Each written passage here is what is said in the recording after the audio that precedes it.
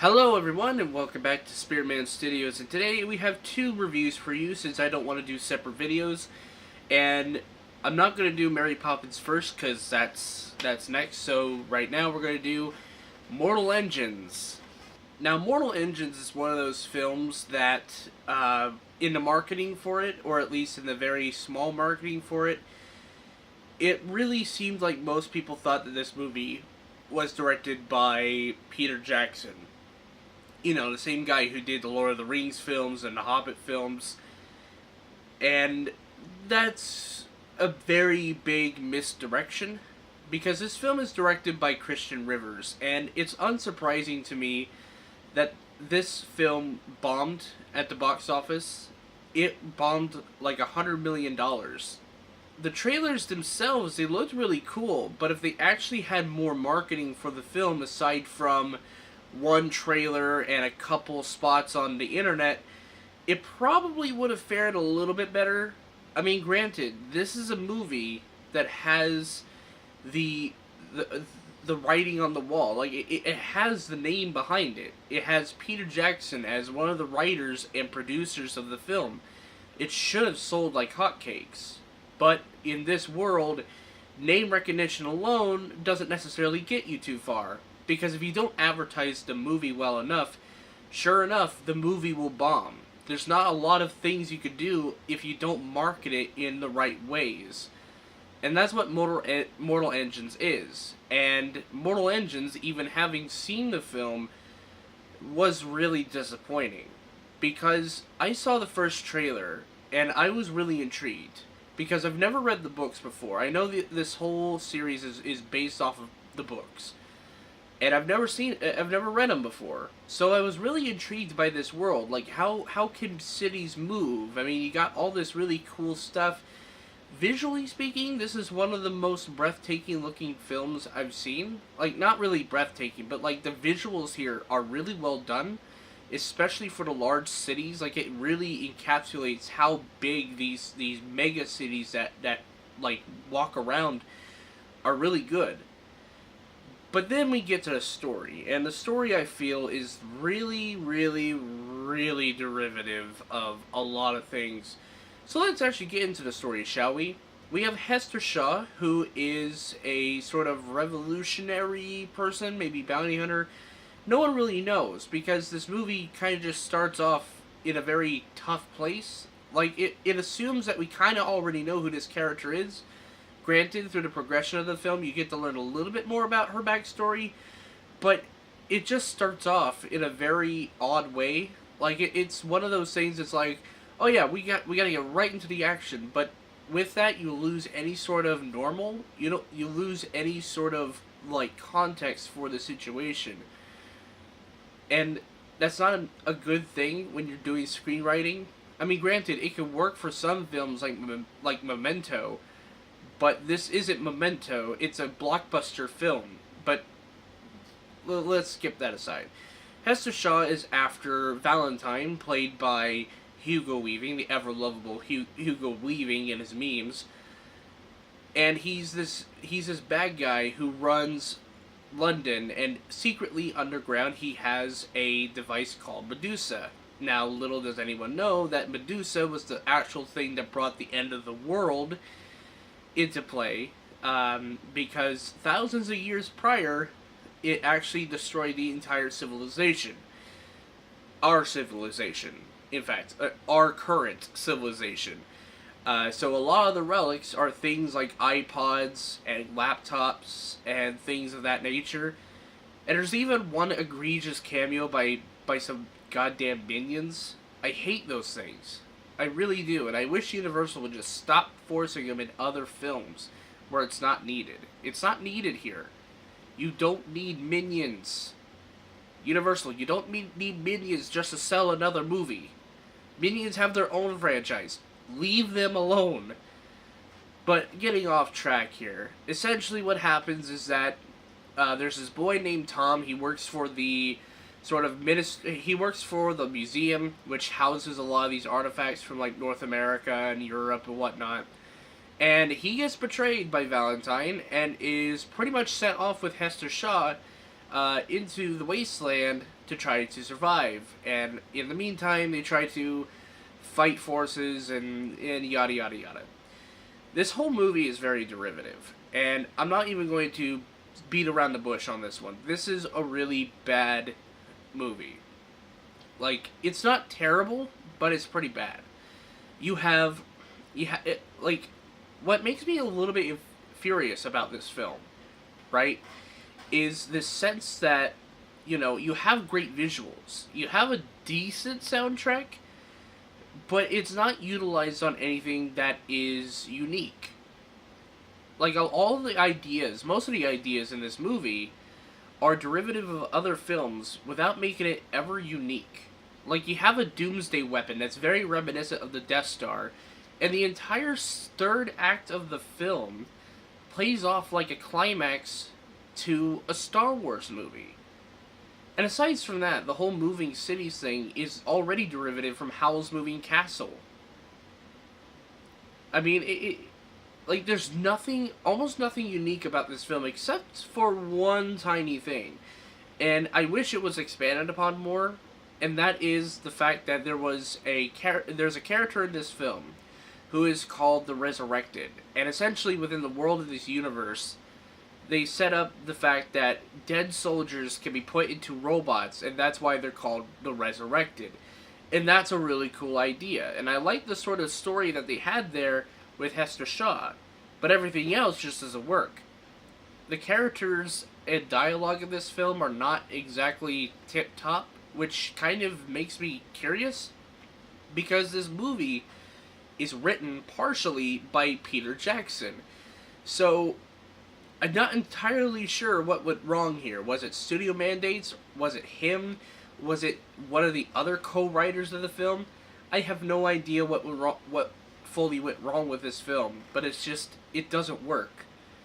In the end, it's just a visual spectacle that has almost nothing new of substance, that pretty much wastes anyone's time.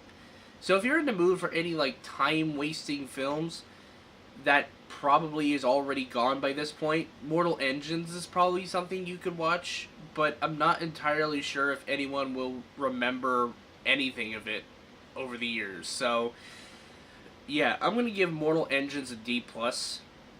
Now, moving on to what has been released yesterday, and that was Mary Poppins Returns.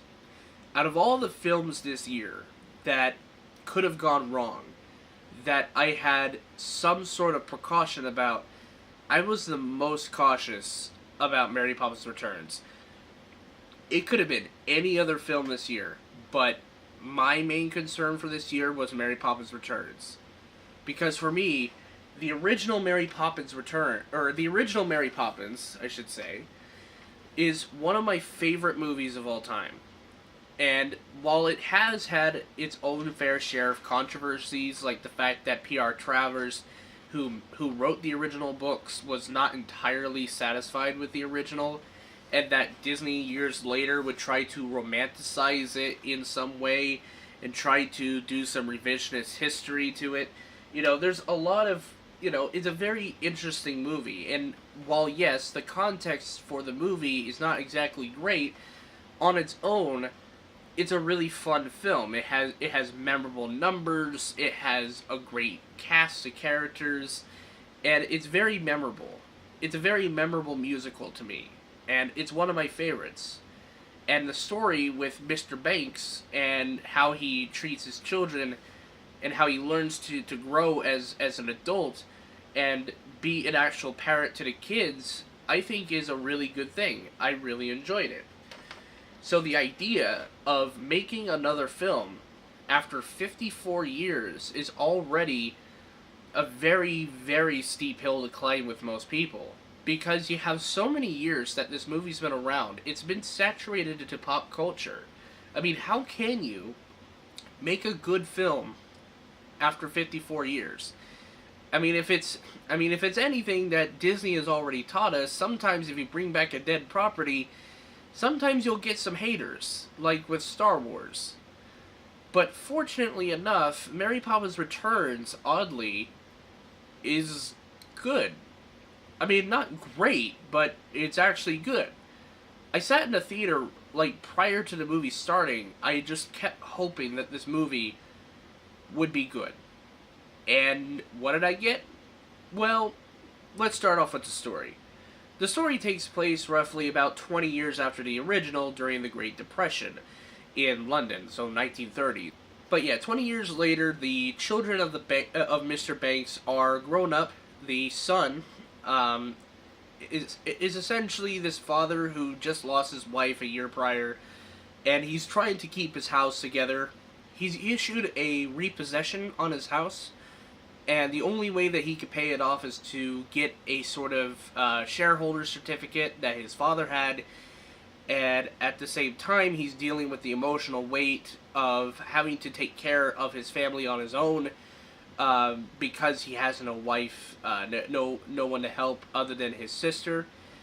His sister has taken on the role of their mother as being kind of a protester of sorts. In the original movie, it was votes for women, and then in this movie, it's workers' rights and worker pay. And I guess that's okay. It's in the same vein as the mother. Fine. And because of all this, Mary Poppins notices that things are going wrong, and one of her promises is to take care of the Banks children, primarily Jane and the son. But anyways, Mary Poppins Returns, and we get this whole new adventure full of musical numbers, dance sequences, set choreographies, etc. And I have to be honest, it's not as good as the original, and I'll get to why in a minute. But let's go over the huge amount of positives I have for the film. And first and primarily, Emily Blunt, her version is not exactly like Julie Andrews, but she does something that is her own thing. Like, there's times where I felt that she was a bit too happy in moments, which is kind of odd, because I remember in the original she wasn't always too happy. She was always kind of strict, you know, she was refined, reformed, but sometimes she'll have a little bit of fun. And this movie, I felt she was having a little bit too much fun, but that's kind of a nitpicky thing. I think Emily Blunt did a good job. Her singing voice is really great, and there's this really cool sequence towards the middle of the film where she does this really cool costume change. I mean, granted, it could have been an editing trick, but I really enjoyed it for what it is. And then you have Lin-Manuel Miranda, who's been making his rounds at Disney pretty recently, especially with doing the musical scores and musical compositions for Moana. And so here he plays Jack, a sort of light wicker guy, taking up the reins from Bert. He's kind of the new Bert in this film, and granted, he's definitely not the new Bert to me. He's okay. He's still a good singer. He still raps in this film. Yeah, he raps in this film, because it's Lin-Manuel Miranda, and what Lin-Manuel Miranda performance would be without a rap sequence? But you know, but it's not like, you know, a rap that we actually kind of know. It's more in the tune of Mary Poppins' world, and I think it works. The set design and choreography of this film is pretty spectacular. I mean, granted, it's nothing too great, but it's still good. Like, all the dance sequences, the choreography, the set designs, the set locations are really good. Everything technical about this film is really good. But here's where I get into some of my problems, and these could be alleviated over time, but as I was sitting in the theater, I was having a good time. I really enjoyed this film, but there was one thing in the back of my mind that I just kept thinking back to. I just kept thinking to myself, there's something missing. There's always something missing with films, and this film always also had something missing. And I think the one thing that I felt was missing was heart. Right? See, because in the original, the heart of the film was trying to get Mr. Banks to learn his lesson. You know, learn his lesson about being a better father to the kids. And the kids in tow learn some lessons on the way. But here, I feel like there was a lot of retreading. Like, the entire film felt like, I mean, granted, the situations have changed, and the set locations have changed, and there's a lot of things that changed, but the feeling, the sort of story that they tell is very much the same. You have a bank that is this big, imposing villain of the piece. I mean, granted, this movie plays it up a little bit more than the original, whereas the original, the bank was more of a villain towards Mr. Banks as a provider, whereas in this movie, it's more of a literal force to try to force the movie along because they're trying to take the house away. So in that case, it's fine. But the whole lesson that Mary Poppins teaches to the father in this film is, I mean, it's okay. It's a good message, but I felt like everything in this movie felt like a retread of some sort that had been remixed into something new. So it left me in kind of a confusing sort of way. Like, if it tried to do more of its own thing, it probably would have had a little bit more heart to it. But at the same time, there's a lot of nostalgia in it. I really like the nostalgia bits. Like, there's this whole section with animation and a porcelain pot. You get this really wacky side character. But yeah, I really enjoyed this film. I had to take away the mic for a second because I accidentally paused my recording, and it just... Yeah, I didn't want to finish the video and just not do anything like that. So, basically what I'm trying to get at is that Mary Poppins Returns may not be as good as the original Mary Poppins, but there's definitely unique aspects to it that I really enjoy. The songs, for example, there's a couple songs in here that I really enjoyed. There's one about, like, not judging a book by its cover, but reading the contents because you might find something very terrible in it. Because in a world full of, fake news and a lot of, like, these really artificial headlines and a lot of these things that we take for granted, sometimes if you actually take an actual look at what you're reading, you could find some actual, like, lies and deceptions, That's actually a good lesson to actually learn, to be more of an intellectual person. There's a couple other song sequences here that are really good, too, but I'm not entirely sure at this point in time I would consider, the songs here to be as memorable as the original. Granted, maybe time will tell, and over the years people will really gravitate towards the songs of this film and be just as good as the original. But again, I think the best way to really judge this film is to judge it as time goes on, because I feel like over time you could get, a better response, when it ages. Because the original Mary Poppins aged pretty well. The visual effects are still there, you get a lot of really good stuff in that film that still holds up today. So, who's to say that within 5 years from now, we'll look back at Mary Poppins Returns and say, this is actually as good as the first movie, or, it's pretty bad, or anything like that. So, my judgment may change over the years with Mary Poppins Returns. I really enjoyed the film for what it is. It's a very enjoyable nostalgia trip that has good dance sequences, good choreography, cool little set designs, good morals, good lessons, all wrapped up in a bit of nostalgia that I really enjoy. But it's nothing new. It's okay. I'll say it's good. If you're a fan of the original, definitely go check this one out. I think you'll have a good time watching it. But yeah, that's all I really have to say about Mary Poppins Returns, and I'm going to give that movie a B+.